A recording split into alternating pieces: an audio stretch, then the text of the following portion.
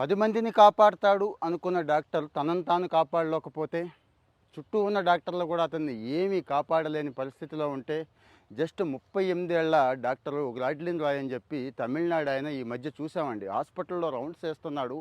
పేషెంట్ల మధ్య ఉన్నాడు, చుట్టూ డాక్టర్లు ఉన్నాడు. అయినా కానీ అతన్ని ఎవరూ కాపాడలేకపోయారు. కార్డియాక్ అరెస్ట్ అండి. చాలా సైలెంట్‌గా వస్తోంది. గుండెకి ఆక్సిజన్ సరఫరాని టక్‌మని కట్ చేసేస్తోంది. గుండె ఆగిపోతోందండి. ఏంటి ఈ పరిస్థితి? డాక్టర్లే కాపాడుకోలేనప్పుడు మనం ఏం చేస్తాం? అంతా దైవాధీనం అని చెప్పి దేవుడి మీద ఆధారపడదామా?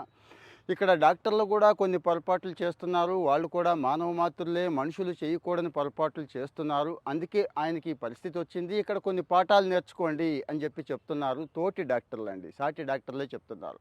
99% మంది సేఫ్ సైడ్ ఉండొచ్చండి. ఎవరో ఒక్కళ్ళంటే దైవాధీనం. మరి మనం 99లో ఉందామా? ఒకళ్ళలో ఉందామా? ఆలోచించండి.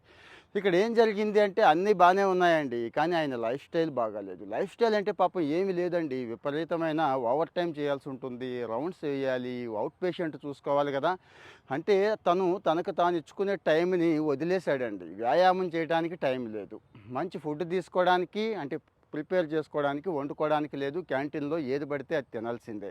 ఇక మెంటల్ స్ట్రెస్ కూడా తట్టుకోవాలి కదండీ! హాస్పిటల్‌లో టార్గెట్స్ ఉంటాయి. ఇక రకరకాల బాధలు, పేషెంట్‌ని చూస్తే ఇంకో బాధలు ఇవన్నీ ఉంటాయి కదండీ! అది కూడా తట్టుకోలేకపోయాడు. ఇవి ప్రధానమైన కారణం అంటున్నారండి. ఇవే కాకుండా ఇంకా కొన్ని ఉంటాయండి. మీకు తెలుసు డాక్టర్లైనా గానీ మంచిగా ఒక దమ్ము కొట్టేవాళ్ళు, డైలీ మందు కొట్టేవాళ్ళు కూడా ఉన్నారు కదా! ఇవి కూడా ప్రధాన కారణం. సరే ఇవన్నీ చేస్తున్నాము. మెంటల్ హెల్త్‌కి, ఫిజికల్ హెల్త్‌కి ప్రిఫరెన్స్ ఇస్తున్నారా? ఎంత టైం ఇస్తున్నారు? ఇప్పుడు ఆయన గొప్ప డాక్టర్ అయ్యుండి కూడా తన ప్రాణాలు తాను కాపాడుకోలేకపోయినప్పుడు ఇంక ఉపయోగం ఏముందండి?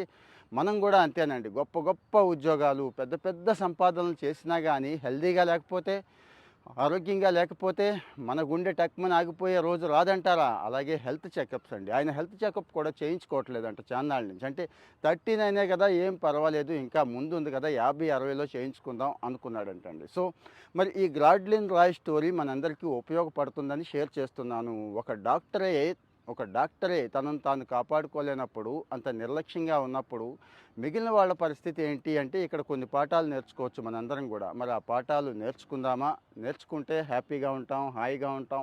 మన ఫ్యామిలీ గూడా హ్యాపీగా ఉంటుందండి. నేర్చుకోకపోతే ఇది విషయం. సో, జంక్ ఫుడ్‌కి దూరంగా ఉండండి. ఖచ్చితంగా ప్రిపేర్ చేసుకోండి ఫుడ్డు.